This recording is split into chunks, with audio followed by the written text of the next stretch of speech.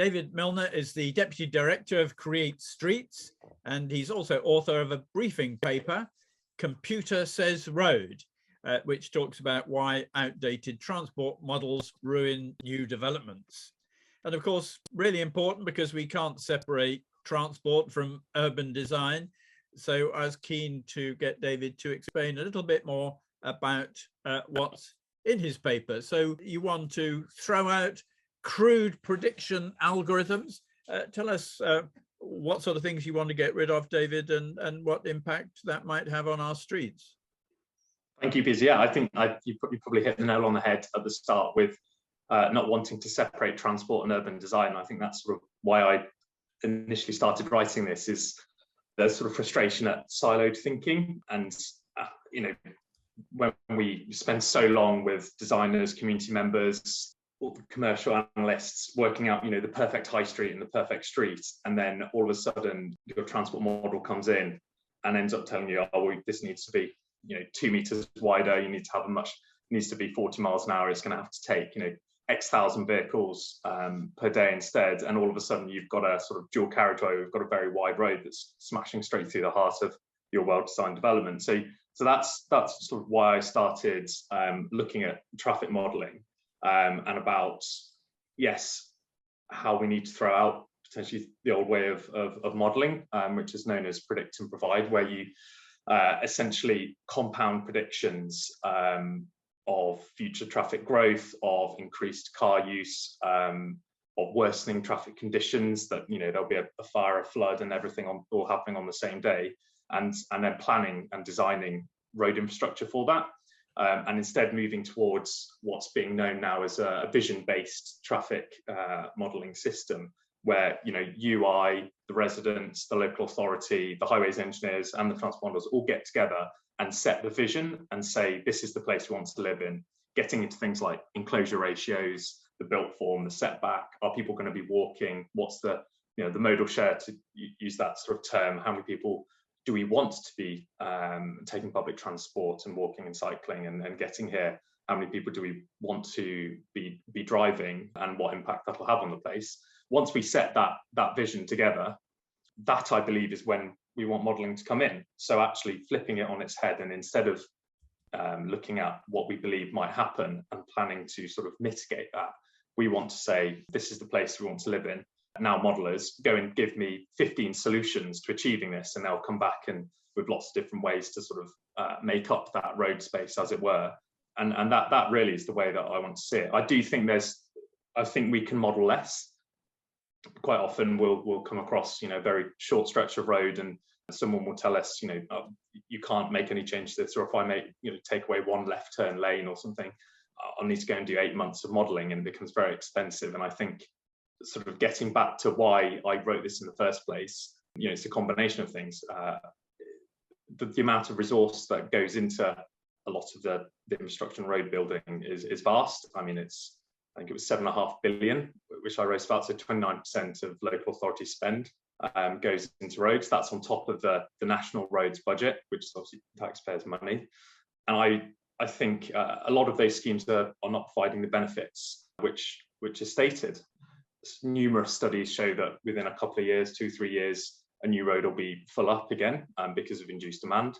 And also, we're not capturing the wider benefits, the green benefits, health, well-being, happiness, or the negative externalities, not capturing those. So the carbon emissions, the particulate matter, the pollution, and really we're valuing, you know, a driver's time way above anything else. And seeing a rebalance in that might see, I would hope, some of this resource going into the things that we believe make a better place, such as your parks, your greenery, sustainable transport. Maybe, well, I would hope as well, subsidising, you know, new shops, new homes, where we find it very at the centre of new places. We find it very hard to create centres. You know, many projects we come across is a real challenge from, you know, the economics and from developers' economics to build a shop, to build a post office, to put something in the heart of a new development. So you'll find, you know, 5 years later, the residents, their only option is to drive, and you know, people will react to the places we designed for them. So yeah, that's my sort of take is, that we're designing these traffic models are treated as an uncontested fact, whereas the rest of the design discourse and conversation, it is a conversation, and there's not necessarily right or wrong. We're trying to find the best solution, but when it comes along, it's that sort of phrase, computer says road, it's got to be like this. I'm afraid, sorry Peter, you can't have this nice high street because a model told us so. It's not just the computer modeling you disagree, because of course the Department of Transport's cost benefit analysis or the transport analysis guidance, or TAG, that needs to take into account all those things you mentioned around social and environmental benefits, as well as, of course, cost, because they do need to do that analysis, don't they? Because it's public money which is being spent. But I think with TAG, I have to acknowledge there'll always be a cost benefit analysis of, if someone's going to go and spend £1.4 billion on the single roundabout in Bedford, you do want someone to do a cost benefit analysis. But I think there's two things. One is to urgently look at the costing assumptions, which are sort of deep down. I spent a happy Sunday going through all sort of 60 sheets on the TAG spreadsheet workbook, and the cost that we've put in, a lot of the externalities are about 5% of an above average bad situation of a road. For example, there's a big table of costings for congestion, and that just totally dwarfs things like air pollution, noise pollution. And then there are lots of externalities that are not measured, because they rightly say we can't quantify these at the moment. We find it difficult to quantify these, so they can be ignored. So I do think we need to look at that quickly. More broadly, we need to look at how we use things like TAG and cost benefit, which really should be coming in far, far later into the process. As I say, once we've decided on what we want this place to look like, how we want it to feel, what kind of lives we want people to, together, what kind of lives people want to lead there, and then come in and sort of assess 3 different schemes which have already got in place. Maybe, the bus rapid transport, the bike lane, the good pavement, they should just be looking at different versions of that. So to probably tactical and a strategic change for TAG. You talk about planning for the whole day, not just peak hours, which has always been a focus of the department's analysis. And I would guess now's a very good time to look at that, isn't it? Post-COVID, when actually patterns of work and the hours that we travel are changing quite dramatically, aren't they? Yeah, massively. I think there's a big opportunity here. I think it's given us a real ability to challenge the kind of conventional perceived way that we design transport, which is for rush hour, really valuing the commuter and putting a lot of costed, if you look at the data, a lot of costed numbers to the value of a driving commuter versus someone who's going to go and drop the kids off at school, do the weekly shop, go to the pharmacy, whatever, and do this sort of multi-stage journey and come back.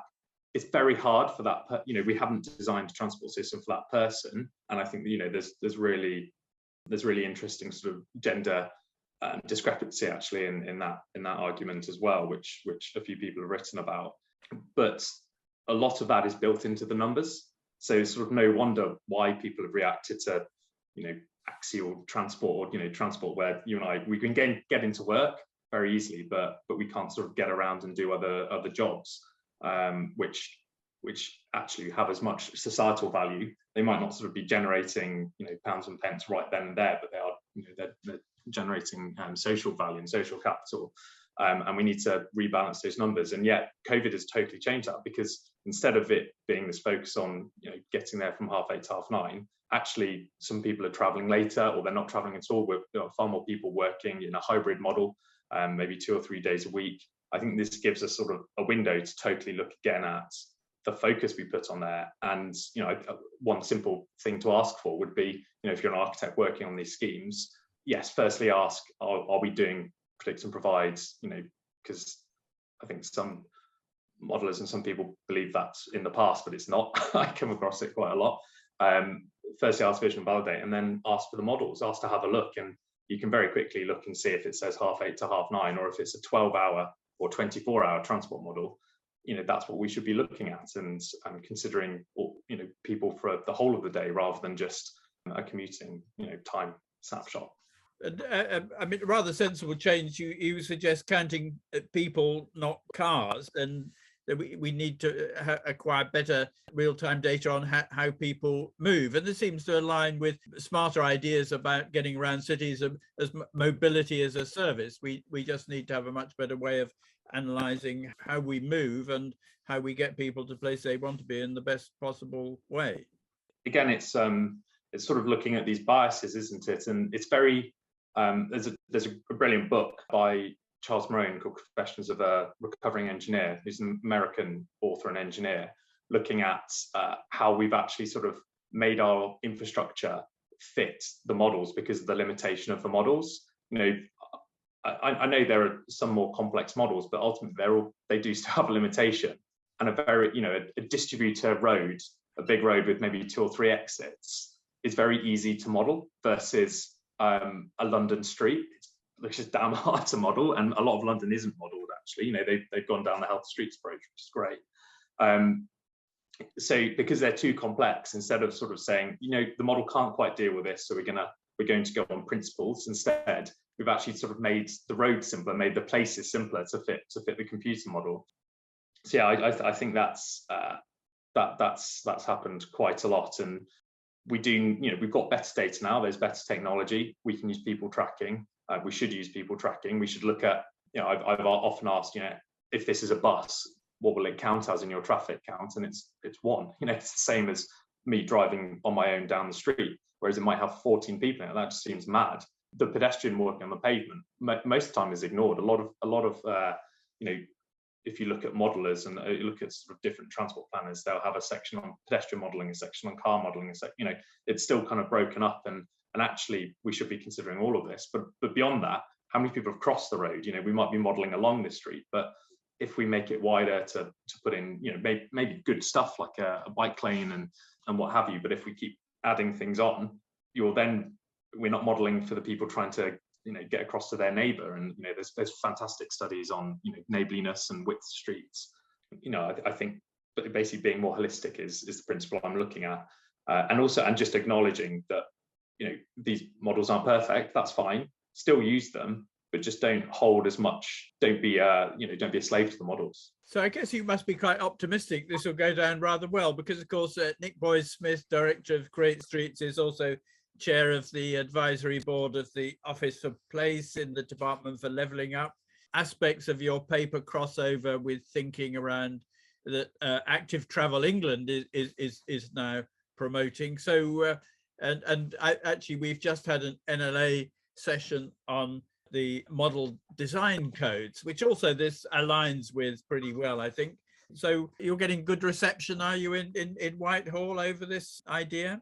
Yeah, I mean, I launched on the same day as another big news story, which is, I think, justifiably rather taken a bit of the focus. But through writing this, I spoke to a lot of people. I'm obviously not the first person to have this idea. There's hundreds and hundreds of people that have been talking about this, and have sort of endorsed the paper and really helped craft this paper. I won't sort of read all the names, but we've got a real, I think, broad political alliance. People from like Roy Stewart, Will Self, Conservative Environment Network, having it produced by a range of councillors and supported by a range of different organisations.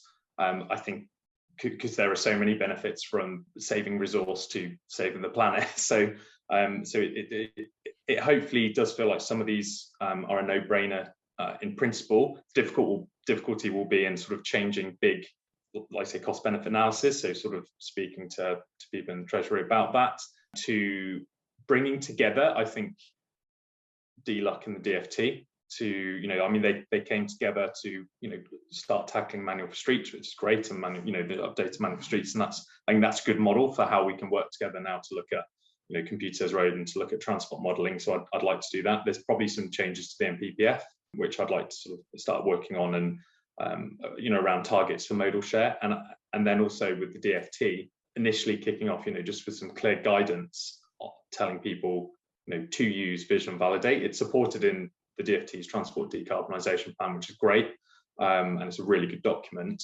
But I think it's sort of taking that document and giving clear guidance now for local authorities This is how you do it. This is how you use modelling, and then it will sort of hopefully cascade down. But also that I'd like to see, you know, architects, designers getting more involved in this as well. I think if you're on a scheme of, you know, maybe even sort of 10 homes or more, you are master planning, you're an urban designer. Even if you're just doing the architecture, you are master planning.